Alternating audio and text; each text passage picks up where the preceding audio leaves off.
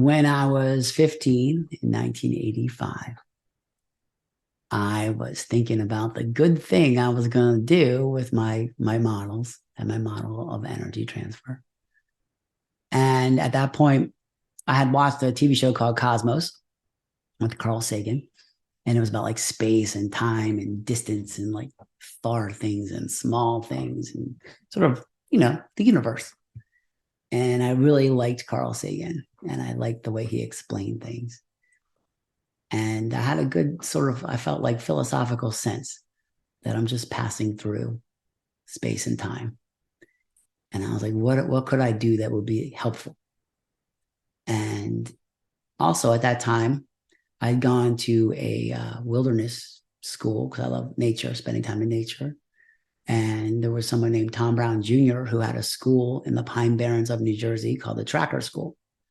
And at this school, we learned sort of basic, survival skills with like shelters and starting fires with, sticks and friction, and the basics of edible and medicinal plants, water purification, survival. But more than that, it was about just living in harmony with nature and living simply. And also, what I learned there is the Native American philosophy of planning for the thriving of 7 future generations. And this was so different than what I had learned other places in this school, where people sort of don't plan very far ahead at all, maybe a couple of days. So I thought that was like fascinating, because people that live connected to nature know that they're part of cycles and cycles around them, harvest cycles, temperature cycles, habitat cycles, migration cycles, all these cycles connected together. So what I wanted to do was combine those things. And also, I was the youngest person at this survival thing. I didn't realize this was in the mid 80s. And the way you signed up for this thing was like by mail. Like send away for like an application, and then they would send you an application, and then you would send the application back with some money, and then maybe they would accept you or not, or something like that.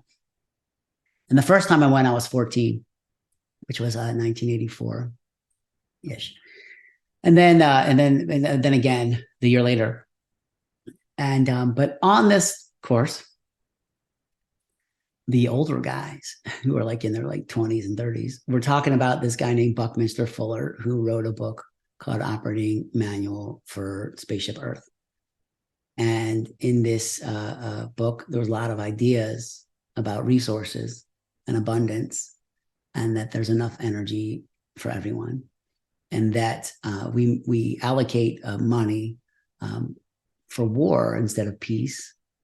And what I learned on this school from these other guys that were talking about this was the idea that if we spend 90% of the money that we spend on war on peace for just a couple of years, we would have enough money to have enough energy for everyone, enough food for everyone, enough water for everyone, enough resources for everyone, focus on education, focus on thriving instead of war.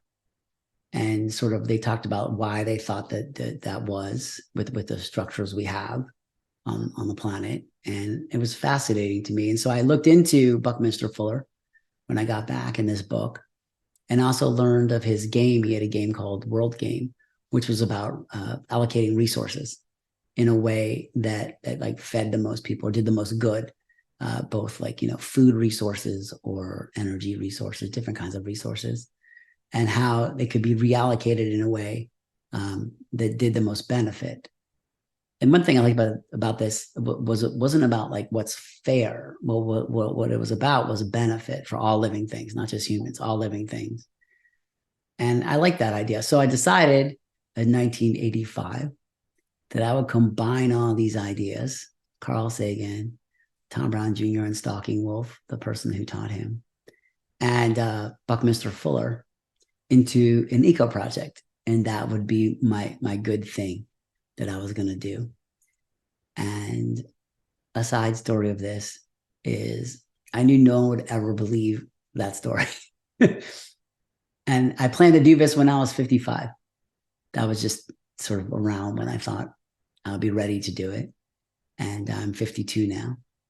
But I was thinking at that time, the movie Back to the Future came out, and it had like some time travel things. And I was thinking like, how could I preemptively create proof in the future now as a 15-year-old kid?